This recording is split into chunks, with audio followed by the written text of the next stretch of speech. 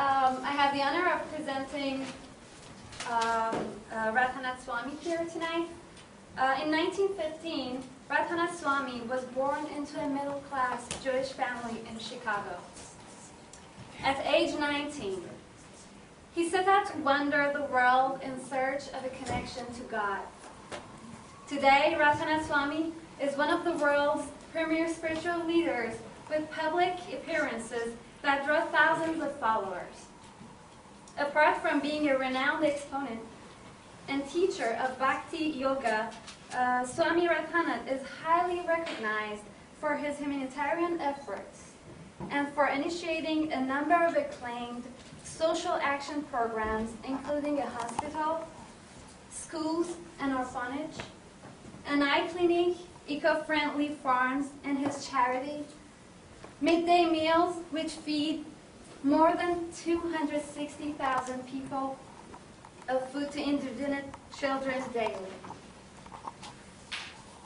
His contributions to the society are so vast that they have earned him a celebrity-like status. He travels frequently, giving lectures and is invited in presentations and workshops at universities, businesses, communities, yoga, and cultural centers. He loves to interact with students. Through his constant travels to universities around the world, he addresses student groups from reputed institutions such as Stanford University, Princeton University, Columbia University, New York University, Penn State University, Indian Institute of Technology, and others. His seminars on lifestyle management and other topics are well received in corporate world, like Intel, Oracle, Apple, etc. His journey to search for the absolute truth is filled with bizarre characters, mystical experiences, and dangerous adventures. The story is recounted in his recently published memoir, The Journey Home. Thank you for being here. Thank you.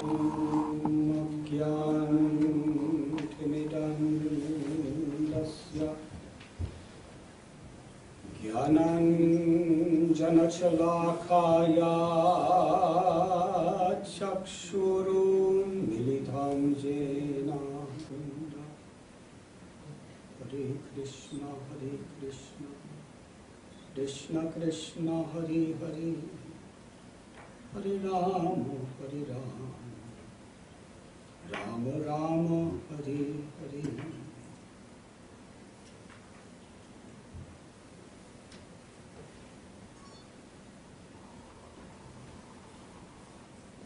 It is, could everyone hear me?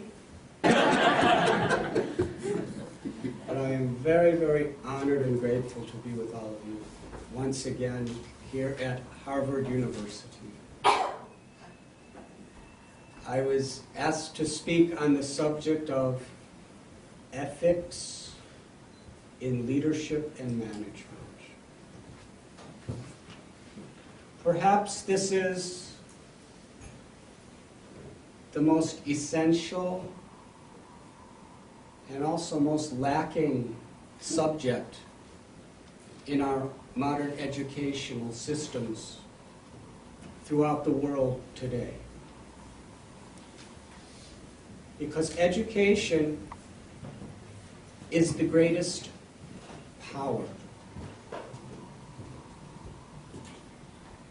Knowledge is a strength that has moved society since the beginning. Knowledge that is utilized by those who have high values can create the greatest benefits for the world. And knowledge that is utilized by those who have no real ethics could cause the greatest confusion and damage to the world. If we look at the really serious problems of the world, they're not caused by the simple field workers who don't have an education. They're caused by very influential, powerful people who have knowledge and charisma. There's a simple analogy that everything in this world is neutral, and its value is according to who utilizes it. An example, a knife. Someone will pick up a knife and cut another person's throat and steal everything they have. That's a thief. Another person will pick up the same knife and perform a surgery to save a person's life. That's a doctor. So is the knife good or is the knife bad? It's all simply dependent on whose hands it's in and what their ethics are, what their values are.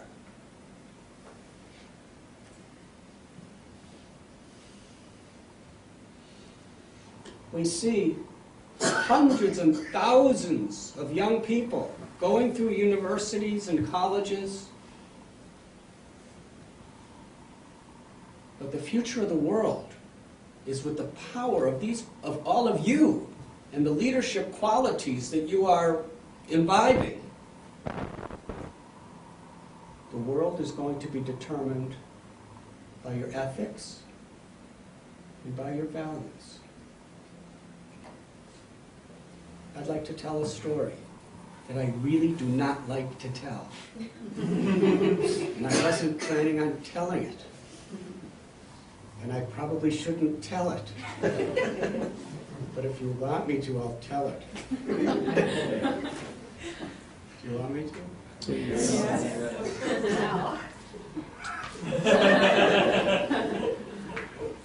You are so analytical. This was some years ago.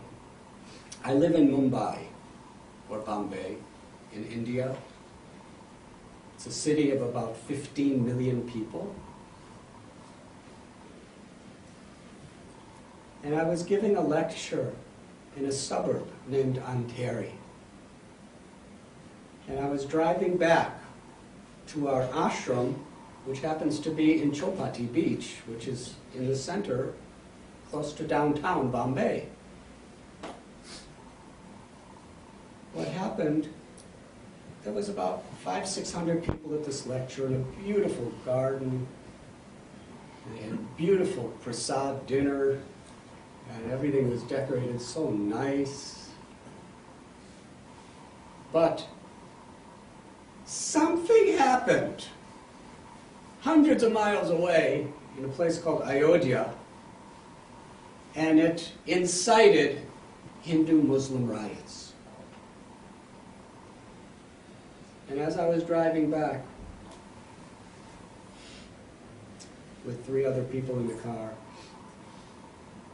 interestingly, one of the people in the car was an American hippie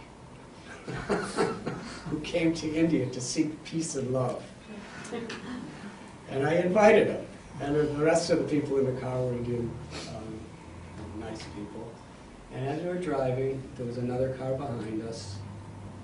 We were right in the middle of these riots. And depending on what neighborhood you were in, the opposite religion was murdering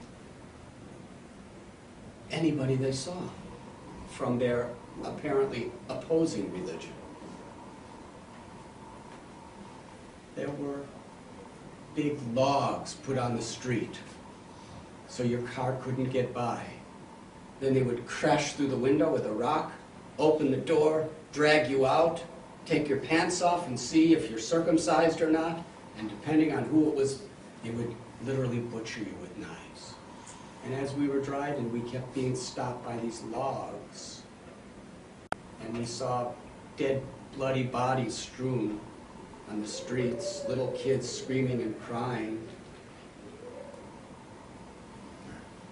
And dozens of cars and houses on fire. And it just so happened that each time we got stopped by one of these logs, the mob was just running to another place. So it was very real. But we may die that night. Not a very nice death either. Of course, everything's nice if you have the right consciousness. But somehow or other, we made it back to the ashram. It's a long story I'm making very short. But during that ride, I was thinking that people learn how to hate before they learn how to even reason in some places in this world. And education, from the beginning to the end, it's so critical to society if we teach human values. So we started a program called Value Education, where we were going into public schools and government schools and private schools to teach universal common values that are the essence of every great religion and the essence of humanity.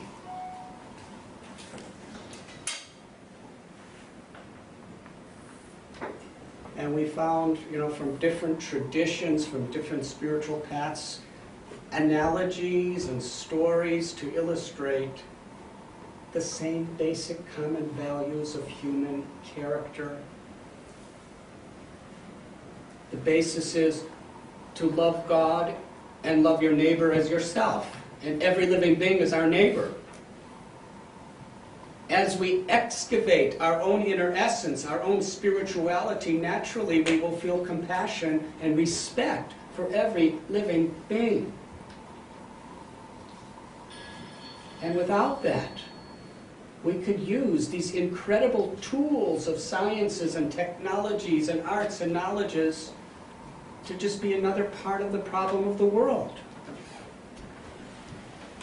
From a scientific point of view, Albert Einstein had said that we cannot solve our current problems with the same level of consciousness that created the problems.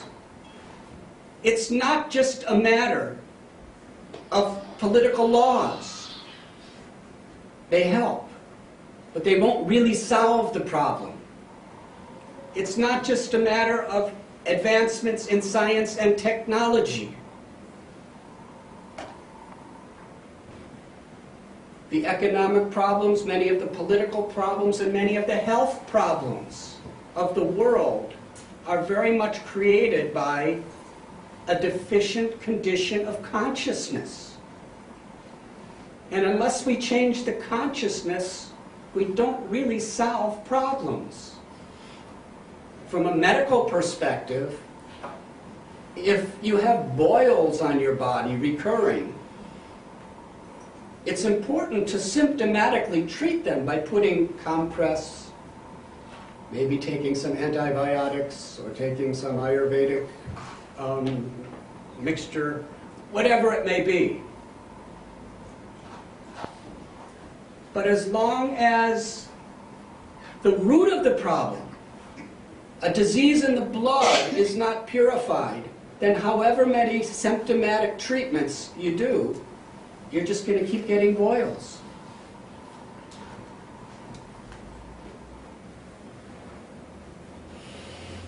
Ethics, values that are universal to all great religions and to humanity itself is so very, very important.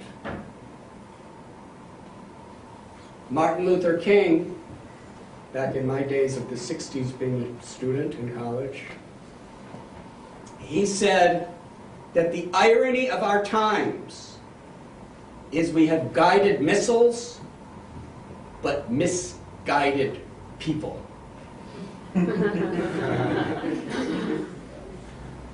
And he was talking about leaders of society. Interestingly, recently I was invited to some really unusual places for little old me. I was invited to the international headquarters of the HSBC Bank in Canary Wharf in London a few weeks ago, or about a month and a half ago, and I was asked to speak to 850 bankers. And it was a formal event where they were all in very elegant suits and ties and evening gowns. I was like, I only have one set of clothes style. So when I began my speech, I was just honest. Because I really find when we're honest, when we're not trying to be something or someone that we're not, then we can actually affect people's hearts. So I expressed how grateful and honored I was that I have been invited to speak at one of the greatest banks, to many of the greatest bankers in the whole world, especially since I haven't had a bank account or signed a check since 1969. And these bankers looked at me like I was an alien from another planet. They couldn't believe anybody could exist without a bank account. But it was effective. It was honest, but they thought of me to be such a harmless person that they opened their hearts to hear whatever I said.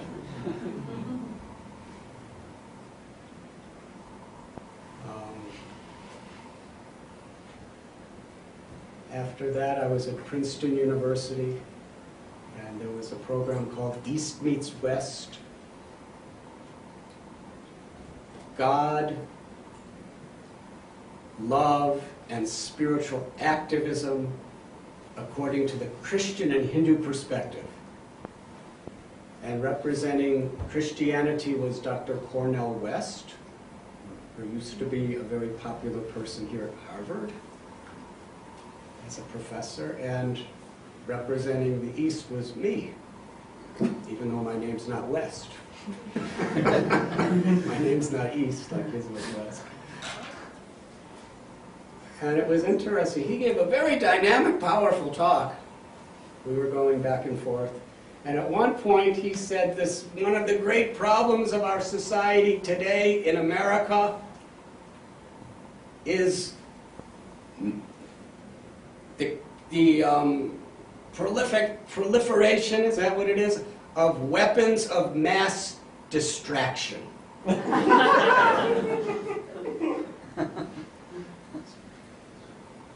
What really is important? What is really critical in life? And after that, I was invited to Beverly Hills, California, to the Milken Institute Global Conference. Mike Milken invited me to give a morning meditation there every day and to meet all sorts of people. And I went to one panel of some of the top business and sport leaders in the world because they invited me to come. And interestingly, at the summit of the program, Mike Milken and Steve Wynn, who owns all these casinos and hotels in Las Vegas, they quoted Mahatma Gandhi 4 times in their explanation of real leadership. And what they were emphasizing is real leadership means living with human values, to actually serve the people that you're leading. And I was very amused and amazed. Don't worry about it, just leave it outside. Could you all hear me all right? Yes. What was really amazing about this is these were principles that I was learning from the scriptures and from the great saints. I remember when I first met my Gurudev, A.C. Bhaktivedanta Swami Prabhupada. He had already had tens and thousands of followers all over the world. He left Calcutta on a cargo ship with only 40 rupees, which is equivalent to $7 in those days. And actually, when he got to America, he was 70 years old. He had just had 2 heart attacks.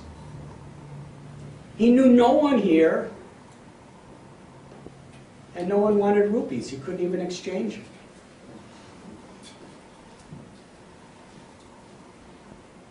And he was teaching, and hardly anybody could even understand his accent. But because they felt from his heart such genuine concern, such genuine care, such genuine love and compassion, that they really opened their hearts to try to understand the message. And by the time he came back to India, he had temples and everything everywhere. And I remember I was sitting in a room with him with about 6 or 7 other people. And one person asked, "Swamiji, are you the guru for the world?" And he put his head down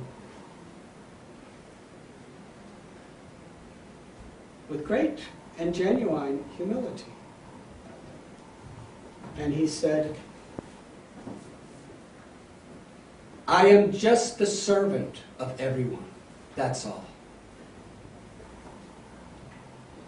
But I saw how tens and thousands of people were willing, hundreds and thousands of people were willing to give their lives to assist him without even getting paid.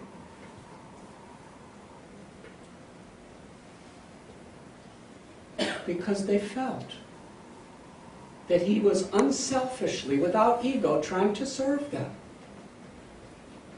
And here I was hearing, not on that same spiritual level, but the same idea, the same principle,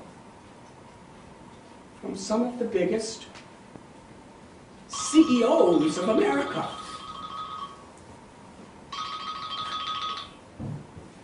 Some sort of special effects.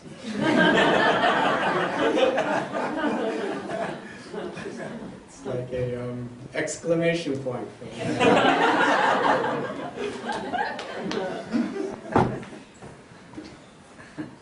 I'm going to divert from the subject and then come back in a second. Since we don't have a microphone and I don't know if you could hear me or not, I can say anything I want.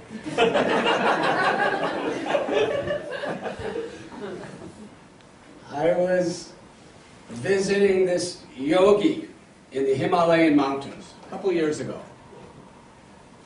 He lived in the caves of the jungles of the Himalayas since he's 15 years old. Now he's 85.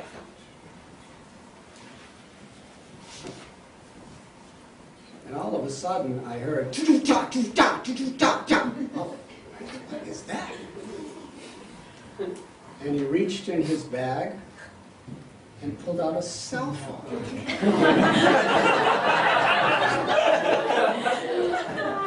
That was the ringer.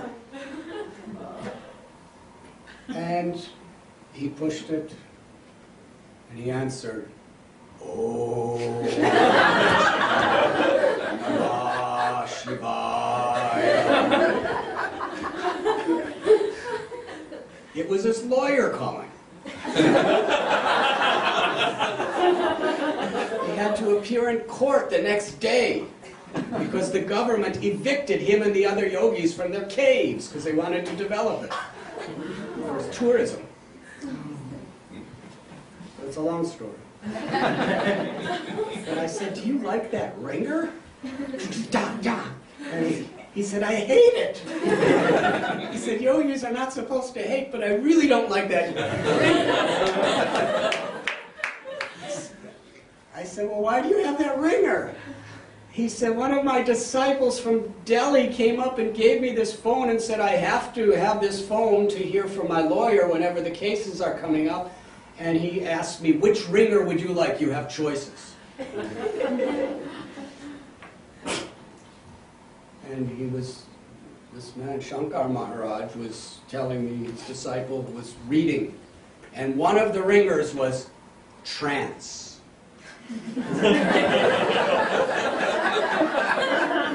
And he said, that's it. The perfection of yoga is to be in trance, samadhi. But it wasn't that kind of trance.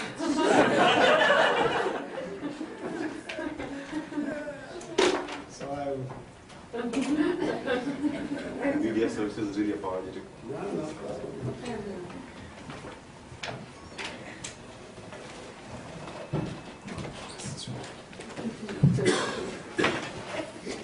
In my own personal experience, the best things in life are those that you do not plan.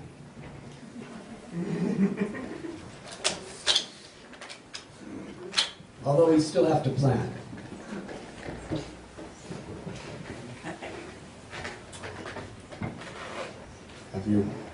Have you fulfilled your plan?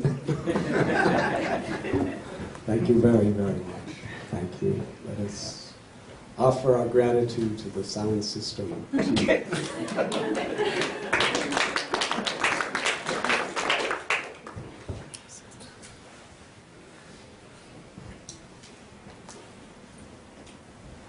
Human evolution is based on values.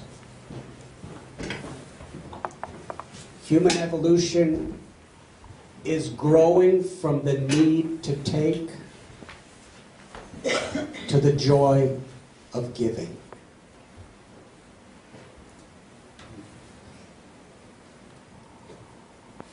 Spirituality, humanity actually develops not on the criteria of how much dollars you have, what kind of house you live in, what your position or post is.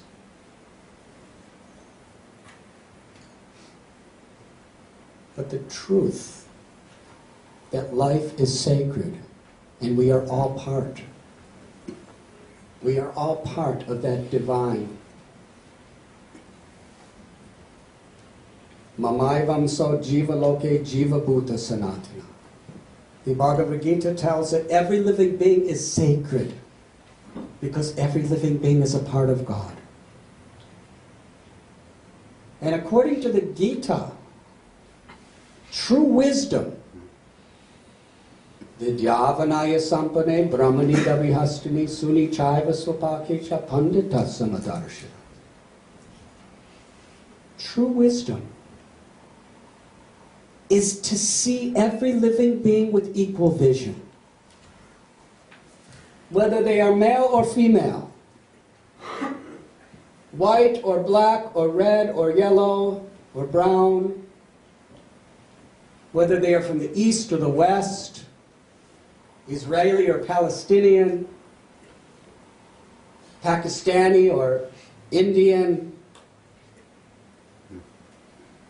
whether a person is a Hindu or a Muslim or a Christian or a Jew or a Jain or a Zoroastrian or a Sikh or an agnostic or an atheist, or whether a person is a human or a cow or an elephant or a dog or a cat, wherever there's life, there is the presence of a sacred part of God. And to honor and respect that sacred essence that is the living force within everyone is real wisdom. We may not like what people do, We may dislike a disease, but we don't hate the diseased. We feel compassion. Yagyaracharati srestas tat tat evetarojana sayat pramanam kurute lokas tat anuvartate. The Bhagavad Gita tells that what leaders do, the common people will follow. The most crucial need of our society is to create leaders who have ethics, who has values that are built on a very strong foundation. The foundation of integrity.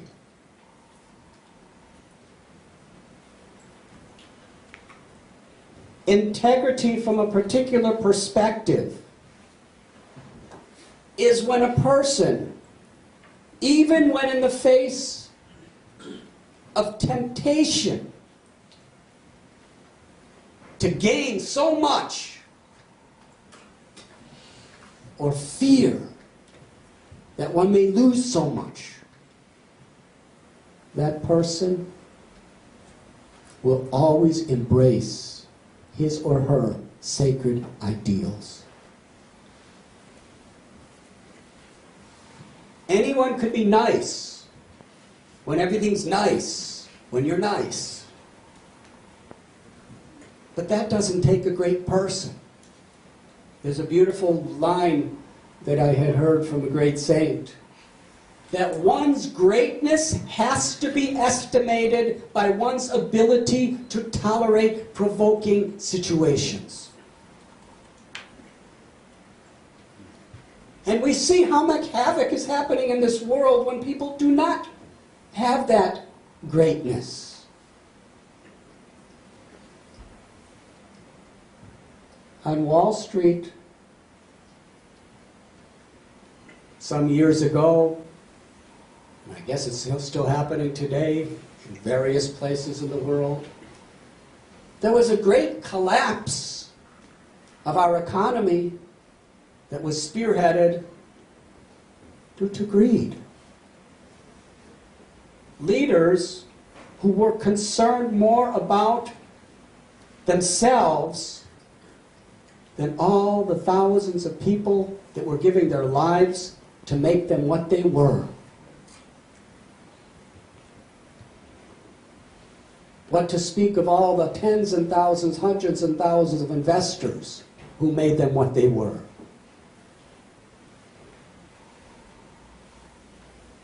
Any politician to get into power generally promises the people that I am your servant. I will do your will. But the problem is, when people get to power, what happens? In Wall Street, it was about greed and arrogance and the desire for power. In politics today, it's so much about greed and arrogance and hatred in some cases. And also moral ethics. People are tested. I can get so much if I cheat. I may lose so much if I don't cheat. In India, there's so much culture of bribery because people fear if I don't get what I can now, then I won't have enough when I'm not in office. It's temptation. It's fear. And we see recently, and it's been going on as long as we know, that people in powerful positions give in to selfish passions, carnal passions. And how much, not only does it ruin their own lives, but it's such a major blow to the society. Whether it's spiritual leaders, political leaders, fathers and mothers, elder brothers or sisters, teachers, heads of corporations, department heads in corporations. Every one of us on one level or another is a leader. And when we speak about ethics among leaders and management, we're all on some level or other leaders. And how we behave, the ethics, the morals in which we mold our lives is going to not only affect our destiny, but it's going to affect so many other people who are being influenced by me.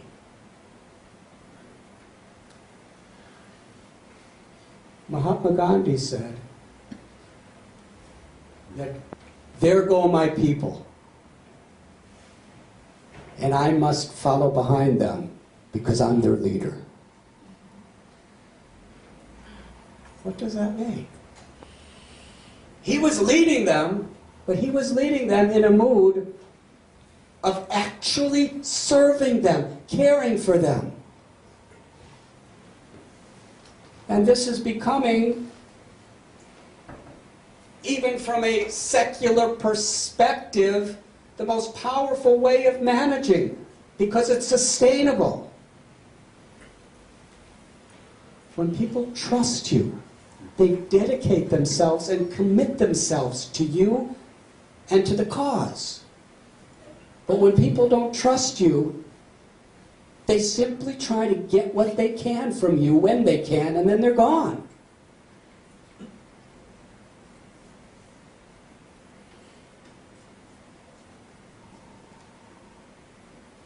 There's a syndrome called penny wise and pounds foolish. If we really want to invest in the future of our own lives, the people who are influenced by us, whether it be our family, whether it be our business, whether it be our nation, that investment is that we have character, that we live with ethics and with integrity. We all have this responsibility to make a positive difference among those who are close to us and a positive difference in the world. Not only the big decisions, but the little things that we do. Actions speak very loud.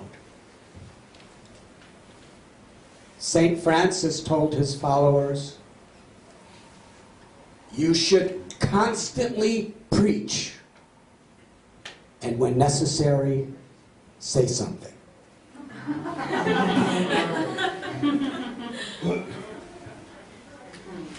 Actions speak loudly.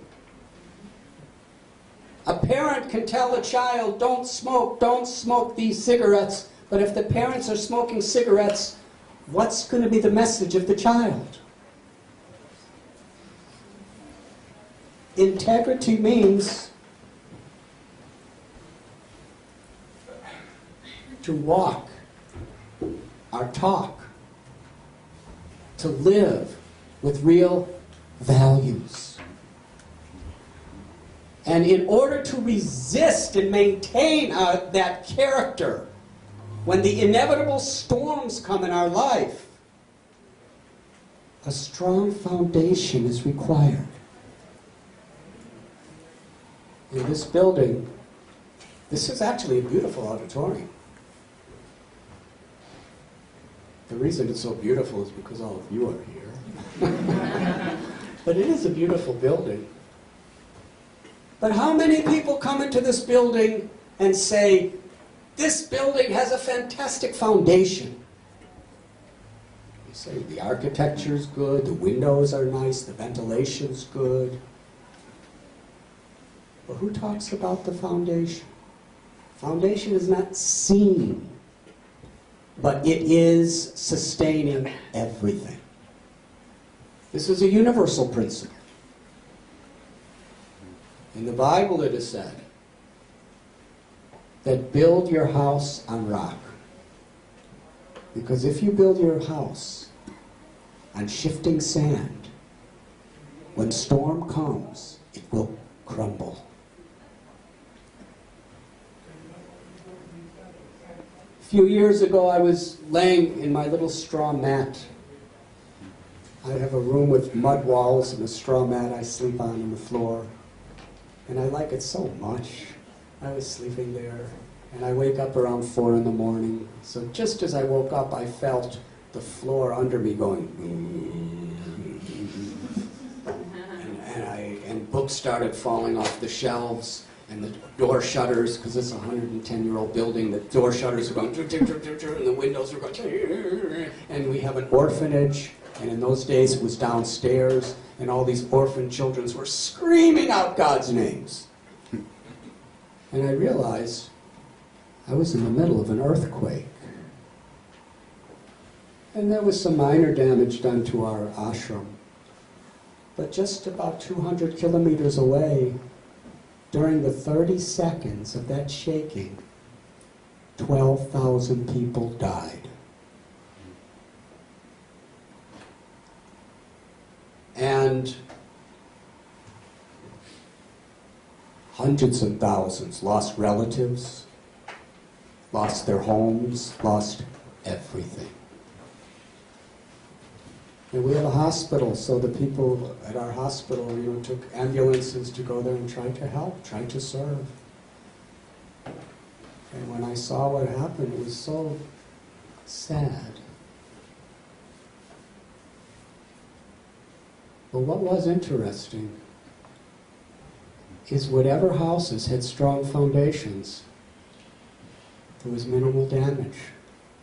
And whatever houses had weak foundations, it collapsed. And there was great tragedies. So I've been talking about this foundation analogy for a long time, but it really became something very real to me. That earthquakes come in all of our lives, in different forms. Storms and winds come. And those storms and winds will give us excuses to justify why we should give up our ethics and our values, our sacred ideals for our own purposes. But what is greatness? To have a foundation that maintains that ordeals in any situation. And what is that foundation? And now we're speaking from a spiritual perspective. It is inner fulfillment. It's what everyone is yearning for. Anandamayo vyashat. Everyone is seeking pleasure. When the cockroach comes into your kitchen, he's seeking the same thing that you are when you come into the kitchen. No, I'm not. Me too. The cockroach is looking for pleasure, wants something to eat, and you want something to eat. And I don't want to go into any details on this subject, but do you know why there's such a gigantic population in some people's kitchens? It doesn't come from eating. They're looking for pleasure in the opposite sex, or through sex.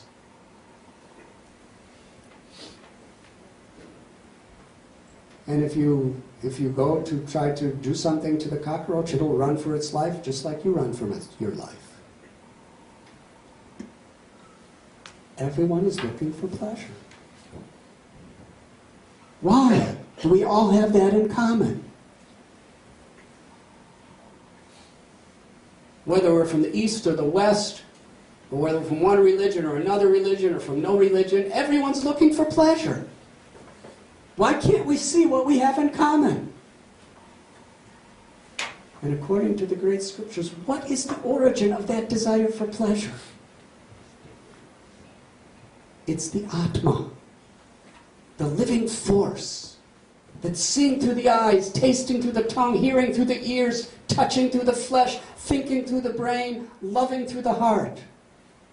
It's that living force that yearns for pleasure.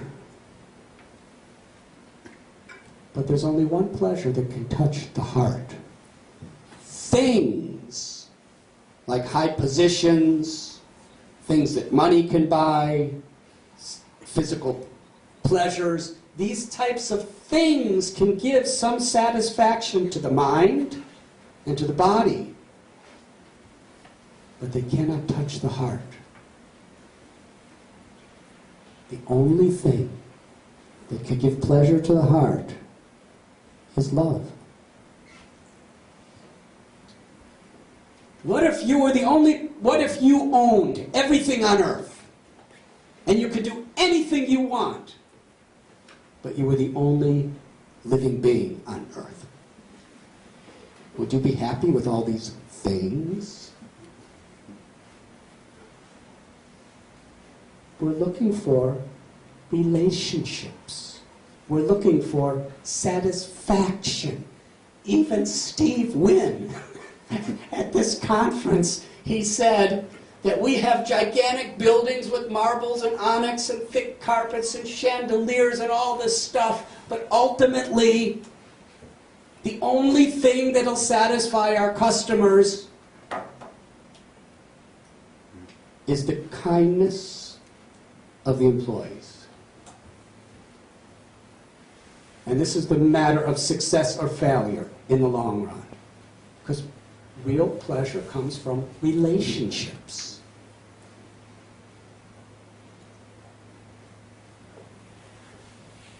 Mother Teresa in the ghettos of Calcutta, when I met her 40 years ago, she told me that the greatest problem in this world is hunger. Not hunger of the belly, hunger of the heart. And the only thing that can satisfy this is love. The love of the soul for God is the deepest love. Why is it the deepest love? Because it's the most inclusive. Because when you come in contact with your own essence, when you awaken that love that is dormant and forgotten within our own hearts, then we can actually see every living being as sacred and divine parts of God. And there is love for every living being. That is the fundamental need in every heart. That brings deep fulfillment. And when we have that type of, to whatever degree we develop, we awaken that inner fulfillment, then whatever may happen in this world, whatever temptations or fears, we deal with them with a clear mind, with real compassion, with integrity, and eventually with love.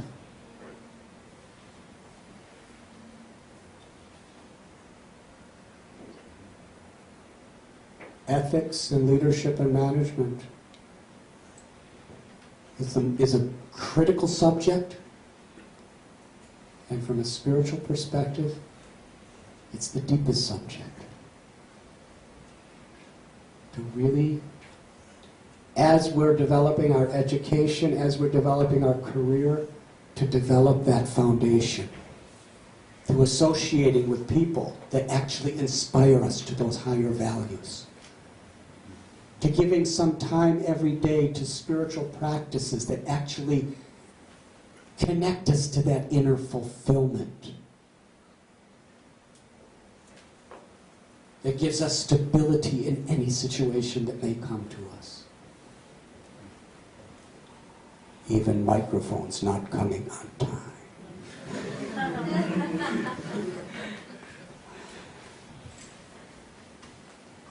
Thank you very much.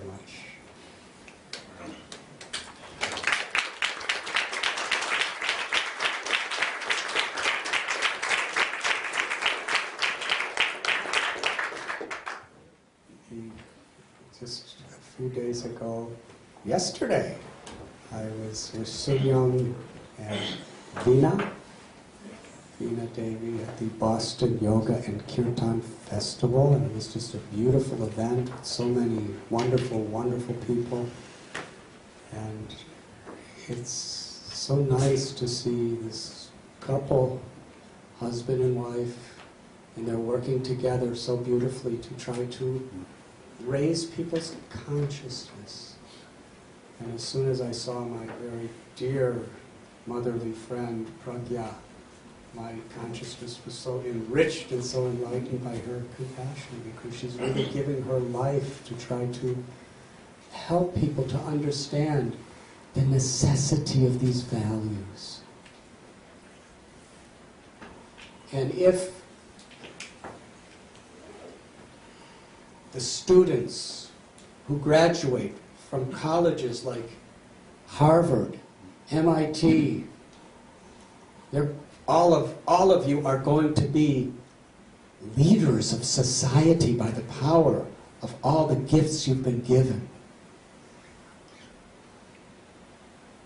If even one of you, what to speak of all of you, utilize those gifts with dignity, with integrity, with spiritual values, could make a very, very significant change in the world we live in. And this kirtan that our beautiful singers were performing, the performance was extended for technical reasons. Sorry about that. But that kirtan is for this very reason. Because spirituality is not something that has to be very dry. It can be beautiful. Spirituality is applying unselfish spiritual principles of service to God and service to others in whatever we do. Playing music, studying in school, performing your occupation as an artist or an engineer or a professor or a business person or a politician. If we're guided by compassion, if we're guided by the love we find in our hearts, we could be instruments of grace. Spirituality, my path, bhakti, is not about changing your position. It's about transforming consciousness from selfishness to unselfishness, from arrogance to humility, from greed to generosity, from hatred to love, from anxiety to peace. This transformation is what makes life beautiful. And as human beings, it is our foremost responsibility to ourselves, to God, and to nature and the world to perform our work and simultaneously express the goodness, the divinity of the transformation of our heart. Would anyone like to ask any questions at this time?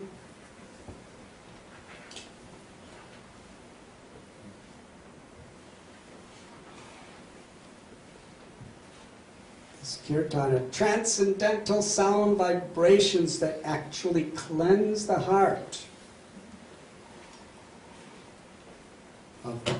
of the negative qualities that we have. They feed the good dog within us. Do you know that analogy? Yes. Within every heart there is a good dog and a bad dog. The good dog is our divine nature. The good dog represents compassion, love,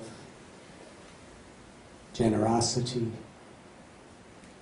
integrity, and the bad dog represents selfishness, egoism, greed. And there's a battle between these dogs. Have any of you ever had that experience? Sometimes the bad dogs really barks loud.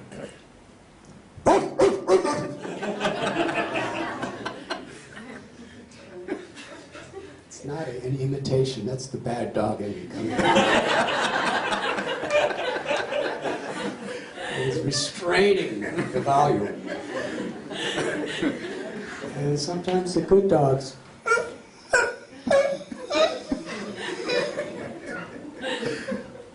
they're both hungry. The good dog wants us to do good things. The bad dog wants us to do all selfish things. Mistreat people. Which dog is going to win the fight? The one we choose to feed. Every moment we are making a choice, whether we're feeding our good dog or our bad dog.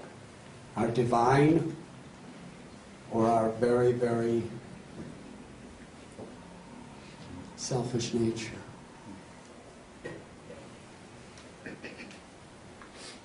By the choices we make. This kirtan is a meditation that nourishes the divinity within us. It's like water that nourishes the seed of love that is within every heart, the seed of compassion, the seed of fulfillment, the seed of ananda, or deep happiness. And that happiness is meant to be shared with the world. So we thank you for sharing that with us. And if there's any questions, I'll answer, and if not, I will go away. Yes? On the passage to be a loving soul, there's a lot of different feedback that we get, and some of the feedback is you have to take care of yourself, or you can't be present for others. Where do you strike a balance in that when you want to be in service? Such a beautiful question. Thank you. Beautiful people ask beautiful questions. It's something like this. If there's somebody drowning, if you want to save them, you have to know how to swim. Yes? If you just dive in without knowing how to swim, then you'll drown with them. So it is important that we help ourselves. We work on ourselves to serve others, and we serve others to work on ourselves. This is a spiritual principle. If we want to be compassionate to others, we have to be compassionate to ourselves. If we want to be able to have the power to forgive others for their whatever they may have done, we have to have a strong foundation, which means we have to forgive ourselves. But the integrity of forgiving ourselves, it's whatever mistakes, whatever shortcomings, whatever we've done wrong in the past, it's gone, it's done. We can't do anything about what's done, but we can do everything about how we respond to it now.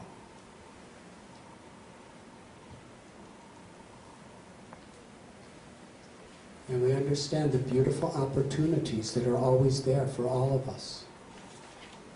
We are sacred. We are divine. To understand the inherent goodness within ourselves that nothing and no one can ever take away from us. Whether we have abused or whether we have been abused. The inherent sacredness of ourselves, we cannot destroy it, and nobody else could destroy it. But in order to find it, to uncover it, We have to be willing to be compassionate to ourselves, but in the process, real compassion upon oneself is not just forgiving and doing it again. That's not compassion. That's cruelty. Real compassion to yourself is to forgive yourself for what you've done wrong, but learn your lesson and not do it again, but rather do something very positive that will transform our consciousness from that previous mentality. And that comes through saintly association, through association of kind and loving and compassionate people. It comes through our own spiritual practice, and it comes through a real disposition of mind that every single person in the world can do. It's just a matter of making up the mind to do it. To be an instrument of goodness, to be an instrument of love, to be an instrument of grace,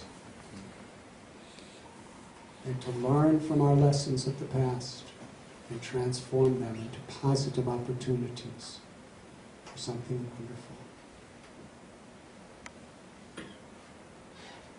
In India, I used to regularly be invited to Alcoholics Anonymous meetings, even though I was never an alcoholic. Because I went to India when I was 19, so I was too young to do all that stuff. When I was in America, I'm not going to say this, but I'm going to say it anyway. You couldn't vote or drink until you were 21 years old. Yes? But when you're 18, you're forced into Vietnam to fight a war. So I left home. Everyone in everyone's neighborhood couldn't wait till they were 21 so they could do all that stuff. But I left home at 19 and went to India, so I never really did it. But here I was, being invited to Alcoholics Anonymous meetings. And what I learned about, it's a beautiful organization.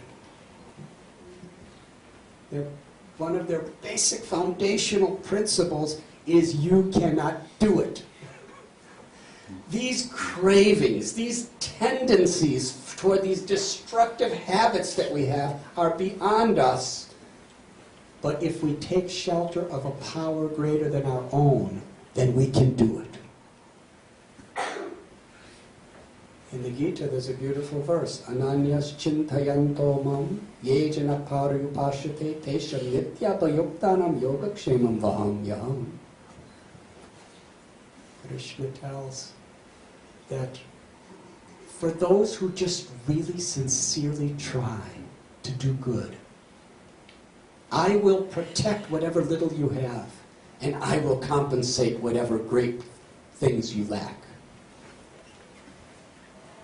And it's magic. It really works. And these people at Alcoholics Anonymous, the best person to help another person who's suffering from that problem is someone who's gone through it themselves. Because they could relate. So many of the tragedies, the problems, the difficulties that we've endured in the past due to our own feeding the bad dog, or being subjected to somebody else feeding their bad dog. Yes, we have every reason to lament, we have every reason to be depressed, we have every reason to be vengeful. We have every reason to remain addicted.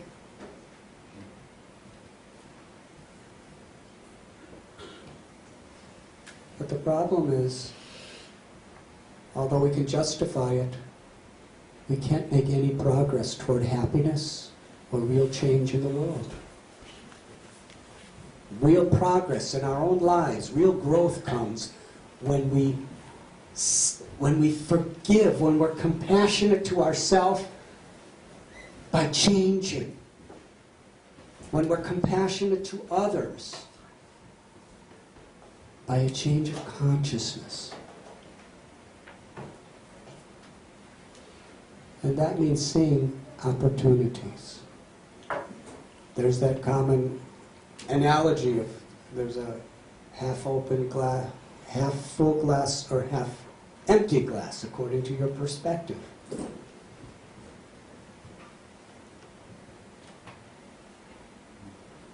This morning I was talking to one young boy who happened to read the Journey Home book I read, and his mother said, "Tell Swamiji what your favorite part was." And he said, "When that mongoose was sleeping in your long hair." I said, "Do you like mongooses?" He said, "No, not at all. But I like the story." I told him, "Well, actually, after that story, I really like mongooses." Would you like to hear the story? I'm going to make it real brief. But I was in Kandahar, Afghanistan, hitchhiking from London to India. I had no money. I was alone. And it was a very educational journey. I was 19. It took me 6 months from London to the Himalayas. And in Kandahar, I was on a roof with one man. He was a very educated, he was a exporter and importer. I didn't ask him what he was exporting. But he spoke very excellent English, and he had traveled around the world. And we were having a philosophical discussion on his rooftop, when suddenly this very cultured, distinguished man cocked his head up to the stars and went, "Ow!" I thought, is this man mad? And then he ran over to the roof, to the edge of the roof, and he picked up a rope that had a loop at the end of it, and he threw it down and he continued making this "ow" sound. And then he pulled up the rope, and in that loop was a mongoose. And he let him go on the roof, and then he came back and talked to me. We were speaking. He was telling me about his culture and his philosophy of life. And I was sharing my thoughts, and I felt the claws of the mongoose crawling up my back. And then I had long hair, because those were the 60s. And this mongoose made my hair into a nest. And he curled up behind my neck, in my hair, and went to sleep. Should I continue?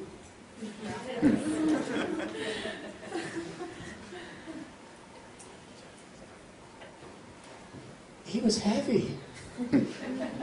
Mongooses are kind of big. And he was snoring, breathing really hard. And he was breaking my neck because I told my host, I said, "Please, get your mongoose out of my hair. It's breaking my neck."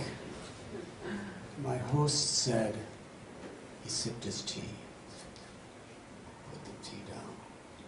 He said, "There is a saying, never wake a sleeping mongoose." In Egyptian culture, the mongoose kills the cobra, who is the symbol of death. If you even slightly move and wake him up, he is likely to tear your head into shreds. Do not move. And then he apologized for this happening to his invited guests. And we continued talking, and my poor guest, my poor host, the mongoose was my guest, he got so tired, he said, "I'm sorry, Mr. Richard, but I must go to sleep." So he went down to his bedroom and left me on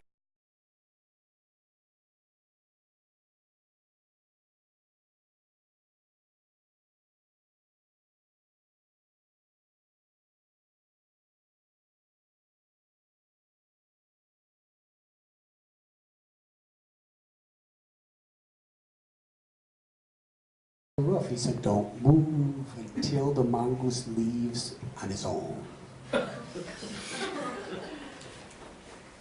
So I sat there for 1 hour, 2 hours.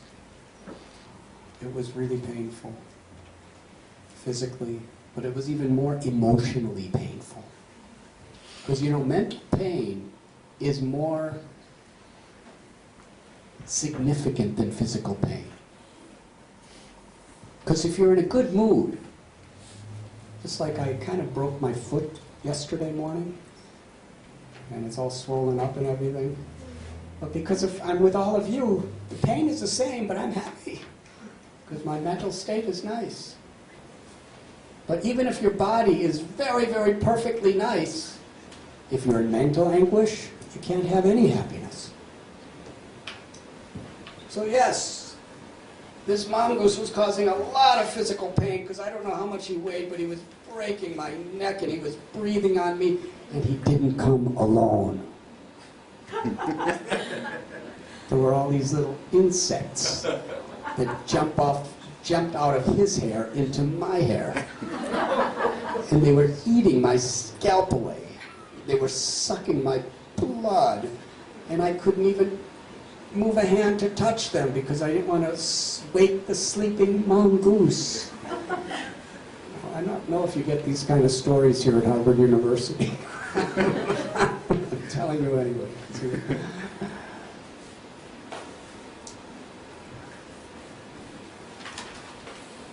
At a certain point, after several hours, I was thinking it's like a time bomb that could go off at any moment.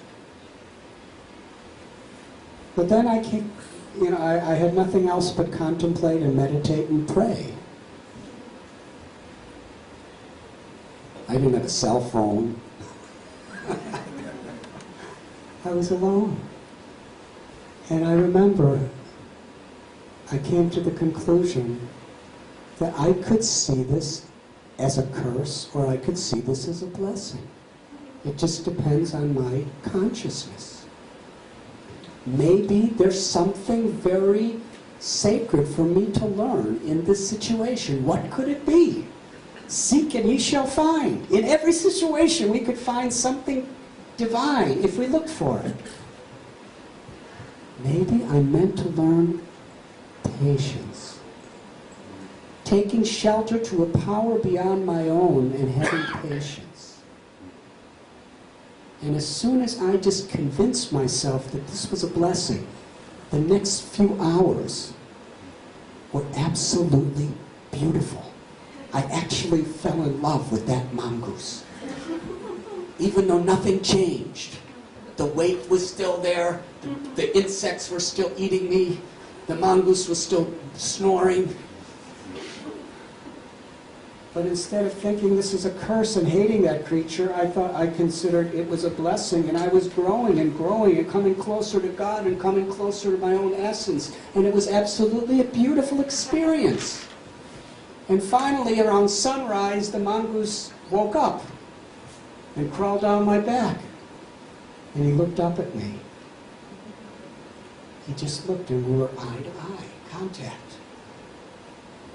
And he just looked so, in my eyes, he looked so grateful. It was like he was thanking me for a good night's rest.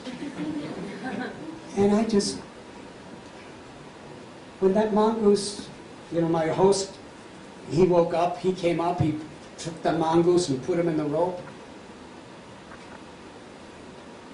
It was one of the most beautiful experiences of my life, because there was a transformation. And my host said to me, in our culture, this is Afghanistan, beautiful people at that time, I'm sure they still are now, many of them. He said, in our culture, it is a very good deed to give hospitality to an uninvited guest. And you gave very nice hospitality to that mongoose who was an uninvited guest. Actually, he said, you satisfied one of our mongooses. Now, when he said that, I didn't say anything, but I was thinking, he used a plural word, mongooses. And I learned a lot that night, but I must admit, I didn't want to stay around next time he put his head to the moon and started howling, "Ow!" But it's a precious moment in my life. Although actually it was very, very painful and extremely life-threatening and very much a culture shock from a boy from the suburbs of Chicago. So yes, if we're compassionate to ourselves and really seek the opportunity to learn and to grow, and that transforms into compassion to other beings,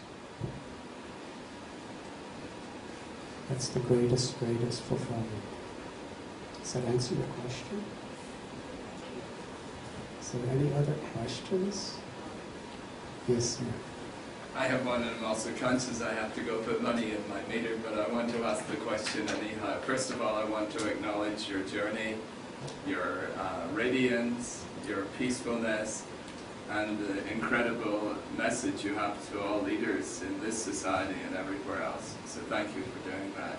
Thank you, sir. And I'm very conscious of your tradition and what you're sharing us, that life is, you know, the essence of life, the Atma, is everywhere, and it's common to everything. And in that tradition I get that Hinduism is not pantheism, it's actually unity of religion. But I do see, and I want to ask you the question, I do see the challenge we have in our modern age ultimately is the separation and the division of religion. As you pointed out, going through the riots, these horrors, and yet two religions which both believe in love as the ethics of love and caring and service, and that, you know, is the foundation of all our civilizations. Wars seem to be caused by that. As a Hindu, how can you reach out to other religions? How can we avoid the separation when we have names for sects and beliefs and so on? And I'm sorry it's such a complicated question, but looking for an answer. It's a very simple and beautiful question. Thanks. It's a critical question for all of us to ask. Religion or spirituality in spirit is to create harmony and unity of the body, mind, and soul of ourself, to create harmony and unity between ourselves and all other living beings, and nature, and God. And that is the foundational message of all of the great religions of the world. In the Old Testament and the New Testament, to love God with all your heart, mind, and soul, and love your neighbor as yourself. That's the first and great commandment. Not to be a Jew or a Christian. What does it mean to be a Jew in the spiritual sense, or a Christian in the spiritual sense? To love God with your heart, mind, and soul, and to be an instrument of grace in this world, as all the great prophets were. To spread love. In the Srimad Bhagavatam, there's a beautiful verse. Sabai pung shang paro dharmo yato bhaktir hokshache ahoitaki apratihata yayatma suprasidati. There's only one dharma. The supreme dharma. Dharma means religion. Dharma means occupation. Dharma means the goal of life. The supreme dharma is to love God and love every living being. And that love must manifest in the form of service that is without selfish motivation and without interruption by any external or internal conditions. That is the essence. That is the perfection. Saragrahi means one who seeks the essence. If we're seeking the essence, that's what we'll find. But if our ego is seeking something to hold on to and justify itself with, even in the name of religion and God, then that's what's going to happen. Terrorism, bigotry, prejudice, hatred, all of these things in the name of religion have nothing to do with religion. Religio means the Latin word to reconnect with our own spiritual essence. Yoga means to reunite with our own spiritual essence. It has to do simply with material ego, material selfishness. Using, it may be religion, it may be politics, it may be economics, it may be our particular race, our particular sex. The ego wants to feel itself superior to others. The ego wants to feel, I am right and I have the right thing, and therefore you are wrong and you have the wrong thing. That's the nature of the mundane ego. And the whole purpose of all the great spiritual paths in their foundational essence is to transform that into humility and respect.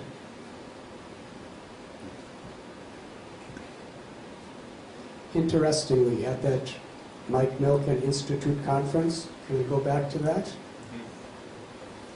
Joe Torre was on the panel. He was manager of the New York Yankees. And he was they were talking about him, how the New York Yankees, they were not in a single playoff in 11 years. And then after he became manager, in the next 10 years, they won 6 playoffs and they won 4 World Series, and he's one of the 5 most successful baseball managers in history. And he was also a Hall of Fame baseball player himself. And they asked him, what do you feel was your greatest accomplishment in life?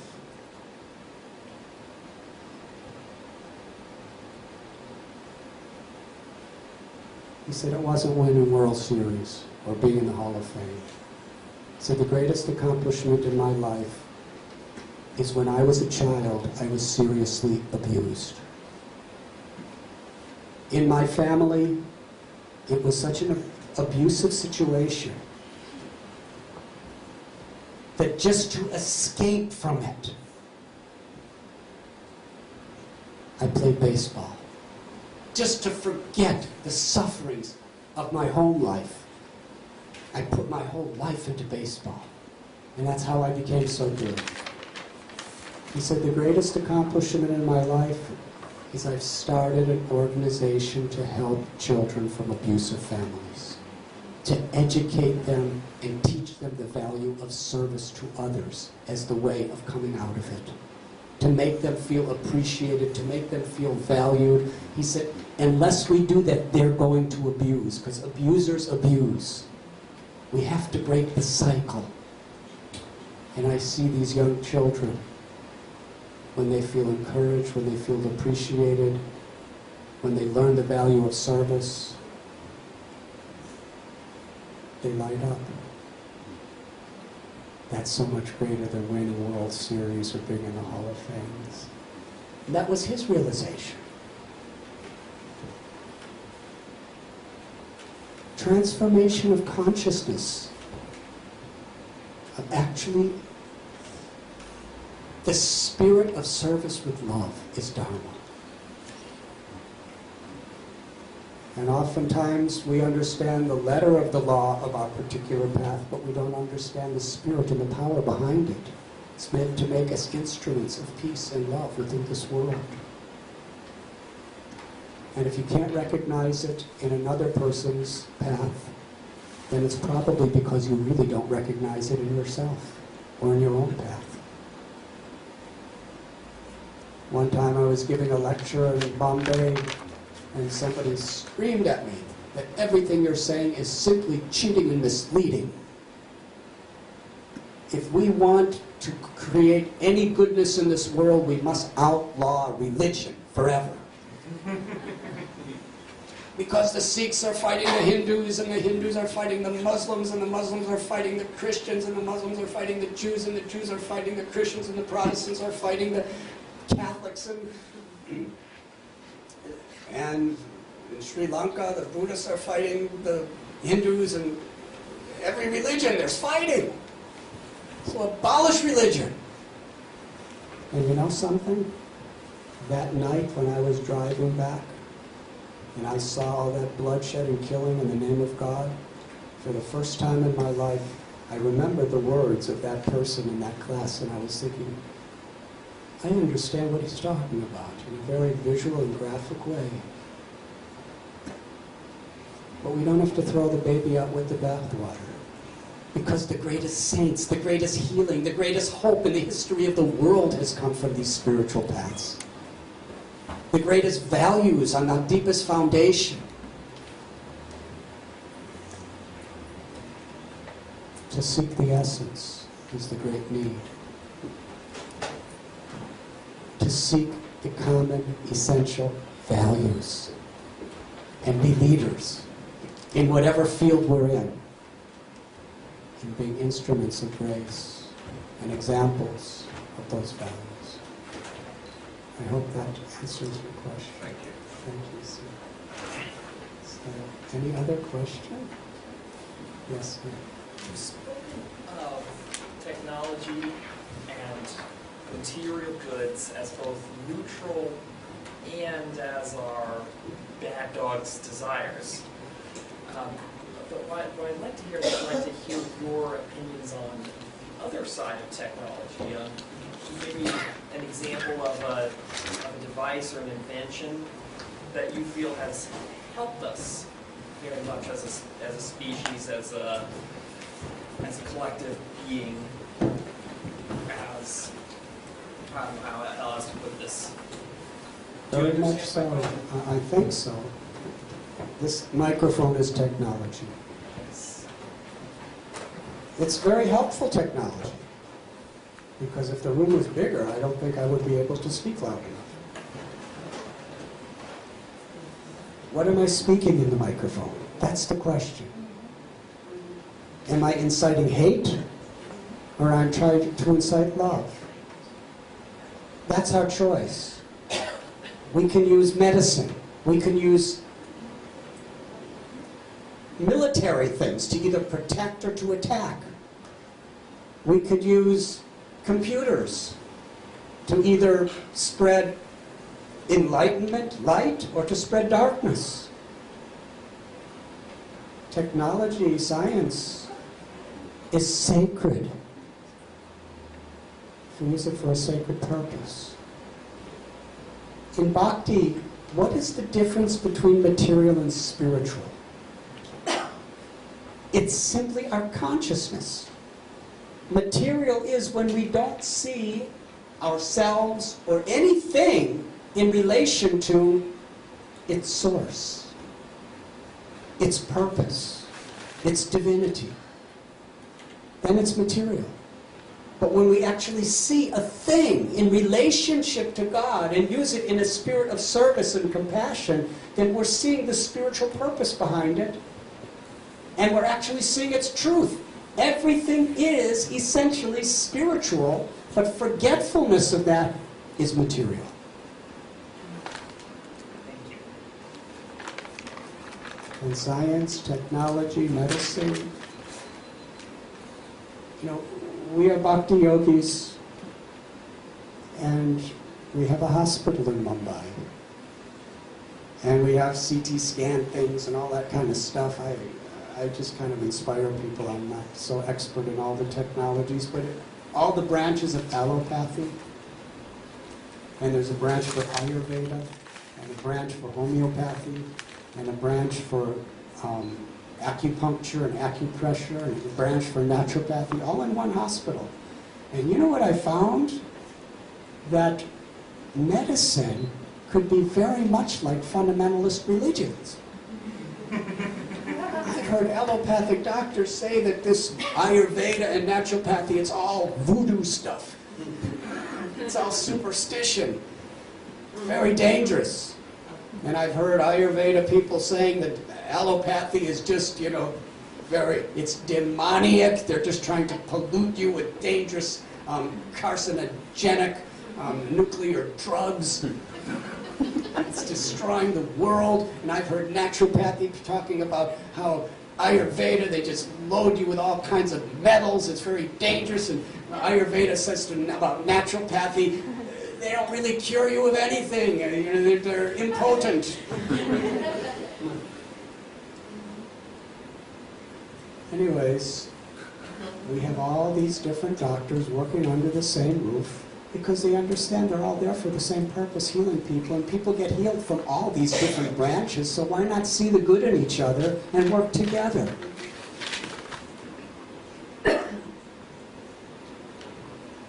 Yes, MIT, Harvard. The gifts that you are being given in these universities are incredible tools to do the most incredible things in the world.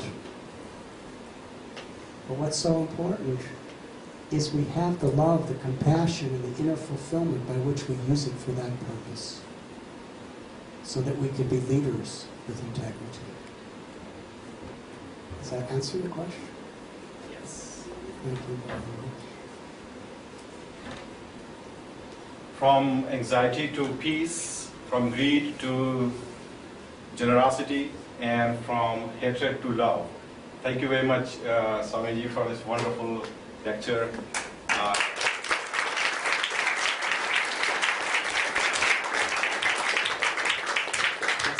This is absolutely enlightening, and thank you very much once again. And thank you all for coming here. This is time when most of the students have gone back home after after they graduated, or they're working on their summer projects away from school. Still came here and made this event successful. Extremely grateful to all of you. For a long time, Radhanath Swami's friends, disciples, and followers have been requesting him to pen down his experiences, and he finally obliged all of us with writing this book, which was published later last year. And as a Harvard India Club, we organized to have certain copies of here for $20 each. So you can, if you're interested, you can get the book and get it signed by Swamiji. It's this amazing book. You should see all the experiences that he has written. It's absolutely applicable to all of us, whichever fields we are in. So this is an amazing opportunity for us to associate with his experience, even without going through all those that he actually had to. And after that, there's a dinner right in the lawn. We are outside. We are helping people. So